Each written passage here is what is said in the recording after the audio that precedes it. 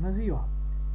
Am gândit să vă dau o mână de ajutor la lecția a treia din unitatea numărul 8, lecție intitulată Ordinea efectuării operațiilor, petrecerea copiilor.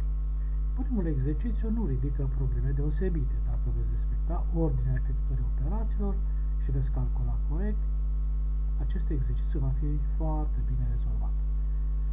Însă la al doilea exercițiu, după cum vedem, cerința ne spune să compunem o problemă după unul dintre exercițiile de mai sus.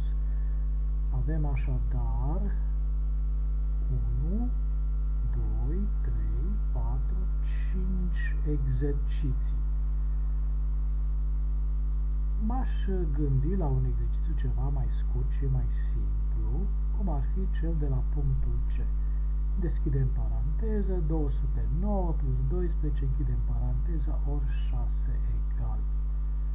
Nu e foarte complicat, dar trebuie mai întâi să mă gândesc ce ar trebui să reprezinte fiecare număr din acest exercițiu.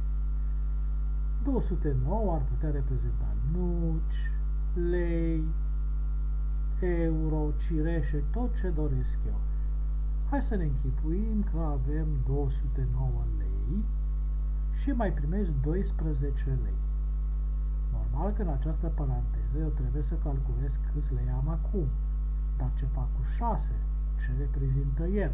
Ori 6.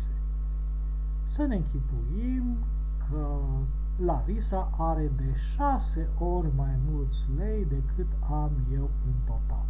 Și atunci problema este ca și compusă. Trebuie doar să o mai scriu. Așadar să nu uit, eu am 209 lei, mai primesc 12 lei, iar Larisa are de 6 ori mai mulți lei decât am eu. Întrebarea, pentru că orice problemă trebuie să aibă și o întrebare, va fi câți lei are Larisa.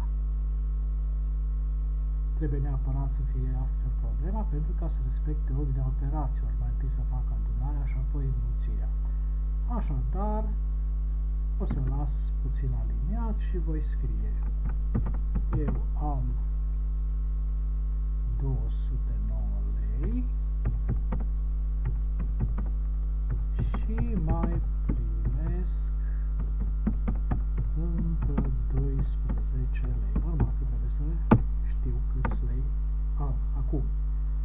Larisa, să spunem Larisa B, Larisa Bordaș, la noi frumos e prescurtăm numele, mai bine scriem așa, are de 6 ori mai mult decât mine. Urmează întrebarea cu alineat. Câți lei are Larisa Bordaș? Împreună, pentru că dacă trebuie să aflu câți lei am împreună, atunci trebuie să mai fac o adunare, și anume să adun banii mei